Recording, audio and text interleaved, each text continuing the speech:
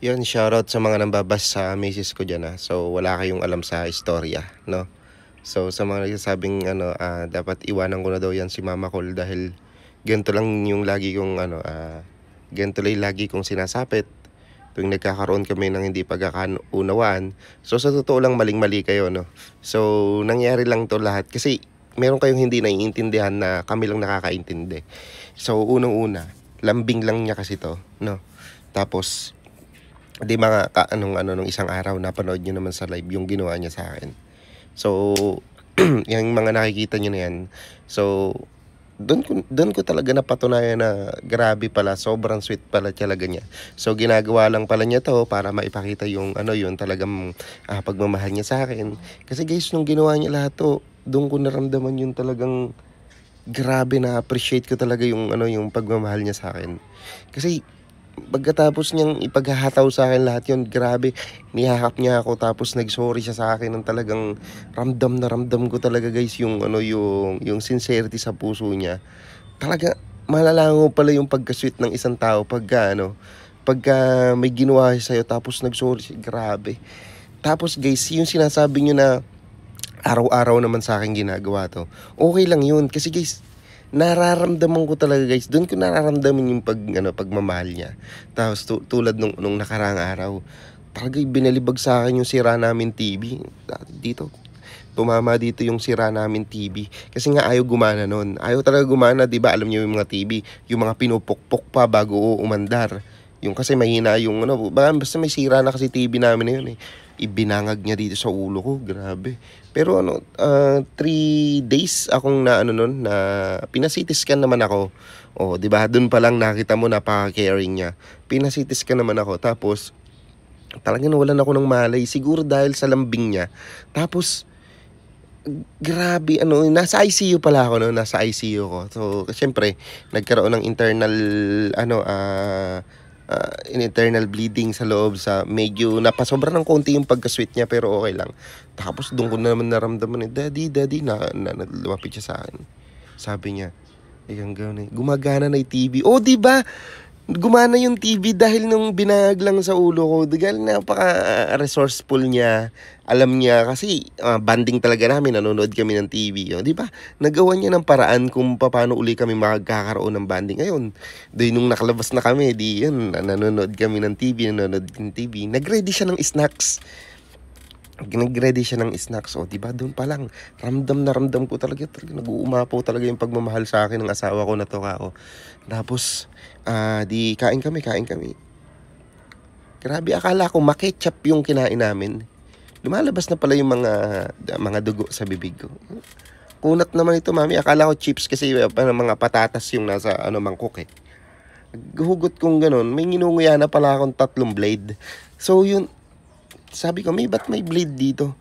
So, yun, hindi na rin mapigilan talaga yung pag-agos ng dugo sa ko. So, talaga, namamanhid na yung ko. Tapos, hanggang dibdib ko dito, napakadami na. So, yan, nagsorry na naman siya sa akin. Oh, nagsorry na naman siya. Kasi daw, nakalimutan daw niya, na-misplace lang daw niya yun. Kasi, yung mga blade daw na yun, aahitan daw niya sana ako. Grabe talaga. Oh, ganito sana yung mga misis nyo, no? Yun, aahitan daw niya ako. Pero, bago niya ako dalhin muna sa ospital, alam mo yung kinutuwa ko guys? Inahitan muna niya ako. Siguro kalahating timba muna yung yung naipon bago niya akong dalhin doon. So talaga kahit ramdam kong latang-lata na akong ganun, yung mauubos na yung yung natitirang patak na dugo sa akin, talaga inaahitan niya ako mabuti. So dapat daw presentable daw siya kasi daw magkakaroon daw kami ng kinabukasan. Ililibot daw niya ako. Grabe. Napakasweet ng miss yun, no? Tapos nung pagdating namin doon sa ospital, so sabi ng doktor, dapat agad-agad daw masalinan daw ako ng dugo.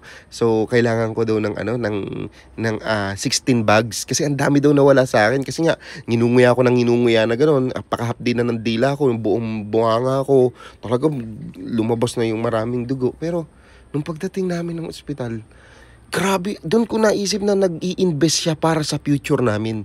Kasi sabi niya sa doktor, Dok, kasi may mga pinagpaplanuhan kami sa buhay. Baka pwedeng 3 bags lang muna yung isalin. Oh, di ba? Grabe, 3 bags lang yung ano, yun kaya kahit latang-lata akong gano'n, 3 bag lang yung sinalin sa'kin. Pero alam mo yun, yung nabi-visualize ko na, eto na talaga yung babaeng para sa'kin habang buhay. Yung pinaghahandaan yung future namin, na kailangan magtipid, na kailangan hindi puwedeng maggastos kasi alam mo yun, siyempre may mga anak kami. Sana ganito rin asawa niyo 'no. Tapos nga eto nga yung ano, yung nangyari sa'kin na 'to, yun nga, nagkaroon ano, magtatayo kasi kami ng ano, ng parang perya. Yun, yung alam niyo yung may pinapatamaan kang bagay na gano'n, yag, bag, yun. Tapos siyempre mukha ko yung ano, yung kailangang patatamaan ng mga bata. So yun, kaya nagkaroon guys ng mga ganito. So sabi ng mga tao, "O kita mo nga, yan yung patunay na walang pagmamahal sa'yo asawa mo. Gusto ka niya talaga mawala sa mundo." Guys, hindi. Kasi guys, pag magre-rent pa daw kami, sabi naman niya sa akin, "Pag magre-rent pa tayo ng ibang tao, ekang gano'n, gagastos na naman tayo, paano yung future natin? Ikaw na lang," gano'n. Ngayon kung maglalagay naman tayo ng ibang bagay diyan, parang boring 'pag walang patatamaan. Kaya yung ulo guys, yung nakalabas sa butas yung ulo ko, yung kung ano-ano inihahagi sa'kin ng bata, gano'n, ng mga matatanda. Kaya lang pinagtataka ko guys, ano, yung ang inaabot niya kasi hollow blocks, gano'n, martilyo, gano'n yung inaabot niya. Pero ito, okey pa naman ako, kaya guys wag niyong inaano yung ano, yung miss ko 'no. Dapat mahalin niyo yung mga asawa mo, yung mga asawa na mahilig gano'n. Kita niyo ako nakaka-survive naman ako. Isipin niyo ginagawa nila yon para sa future natin, 'di ba? Kaya guys, yung mga nambabash diyan kay Mama Col, so ako makakalaban niyo guys. Yan mga ano yan yung palatandaan ng pagmamahal sa'yo ng asawa mo. Kaya guys, mahalin niyo ang asawa niyo kahit ganyan yung inaabot niyo, pagmamahal yan. Uulitin ko, pagmamahal yan. So, thank you, salamat. Wag niyo na po iba si Mama Col, ha? Yan, pagmamahal yan. So, bukas daw, pupunta daw kami ng, ano, ano yun? Sabi niya, Palawan. Kasi uso yung, ano, skydiving doon. So, yun, gagawa daw kami ng video. So, yun yung last na gagawin na daw namin. At siguradong hindi naman na daw ako masasaktan doon at wala na ako mararamdaman. So, mag-i-skydiving daw ako ng walang parachute. Minsan lang daw yun nangyayari. Hindi na daw namin uulitin. So, yun, tatalon lang daw ako, tapos bibidyohan daw niya. Sure daw, magbabiral daw yun, sabi niya. So, pagtalong kong gano'n, shoo! Ando siya sa taas ng eroplano, bibidyohan niya ako sa pababang gano'n.